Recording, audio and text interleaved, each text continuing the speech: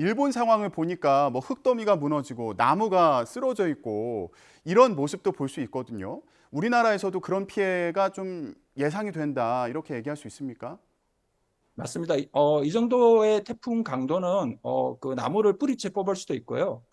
그래서 이런 강풍 피해가 곳곳에서 예상이 되기 때문에 말씀하신 대로 이런 강풍에 대해서도 철저한 대비가 필요해 보입니다. 예.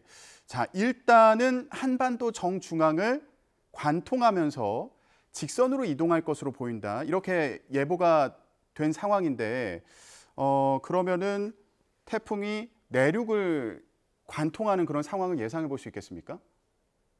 맞습니다. 지금 예상 경로로 북상한다면 그 우리나라는 전역이 태풍 영향권에 놓이게 될 텐데요. 음, 말씀하신 대로 전국이 이제 태풍 피해를 좀 대비를 해야 되고요. 예. 참고로 남해안으로 현재 이렇게 상륙할 것으로 예상이 되는데 이 남해안으로 상륙한 이후에 보통은 동해안으로 빠져나가거든요. 예. 편서풍을 이렇게 영향을 받아서. 근데 지금 경로는 남해안으로 상륙을 해서 거의 수도권으로 통과하는 아주 특이한 경로를 취하고 있어서 어, 이에 대한 대비가 필요해 보입니다. 예.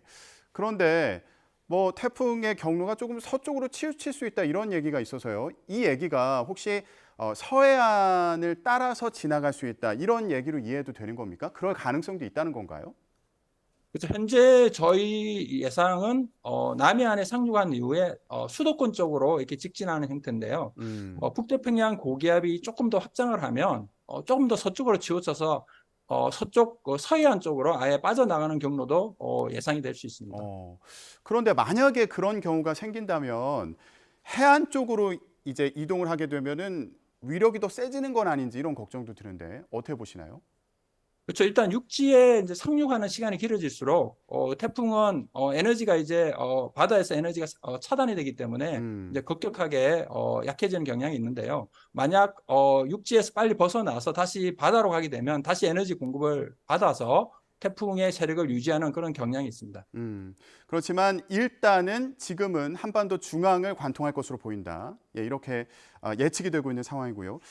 이번 태풍 카눈 같은 경우에는 진행이 느린 것도 특징이라고 들었습니다. 느리게 움직이면은 그만큼 피해도 커지는 거 아닙니까? 맞습니다. 이 태풍이 느리게 이동하게 되면은 그만큼 피해 시간이 늘어나고 특히 이제 강수 같은 경우에는 태풍이 느리게 이동하면 홍수 피해가 커지거든요. 예. 과거 태풍 경우에 보면 이제 대만에 상륙한 태풍이 한 이틀간 태풍이 머무르면서 천천히 이동한 적이 있는데요. 그때 무려 3m 정도의 비가 온 적도 있습니다. 그래서 어, 태풍이 이렇게 느리게 이동하면은 특히 이제 중요한 거는 강수, 홍수 피해를 철저히 대비를 해야 합니다. 예.